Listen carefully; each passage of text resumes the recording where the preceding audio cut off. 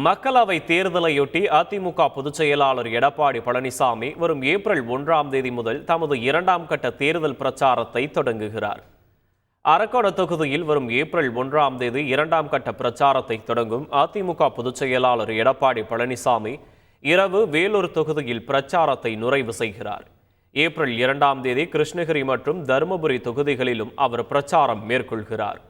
இதேபோல் ஏப்ரல் 15ஆம் தேதி வரை கரூர், நாமக்கல், நீலகிரி, கோயம்புத்தூர், கள்ளக்குறிச்சி, விழுப்புரம், தஞ்சாவூர், நாகை, திருவள்ளூர் ஆகிய தொகுதிகளில் எடப்பாடி பழனிசாமி பிரச்சாரம் மேற்கொள்ள உள்ளதாக தெரிவிக்கப்பட்டுள்ளது. சென்னை வடக்கு, சிவகங்கை, மதுரை, தேனி, திண்டுக்கல், பொள்ளாச்சி, திருப்பூர், ஆரணி, திருவண்ணாமலை, நாமக்கல், சேலம், திருப்பூர், ஈரோடு, சிதம்பரம், பெரம்பலூர், மத்திய சென்னை, சென்னை தெற்கு ஆகிய தொகுதிகளிலும் எடப்பாடி பழனிசாமி பிரச்சாரம் மேற்கொள்கிறார். செய்திகளை உடனுக்குடன் தெரிந்து கொள்ள உடனே சப்ஸ்கிரைப் பண்ணுங்க.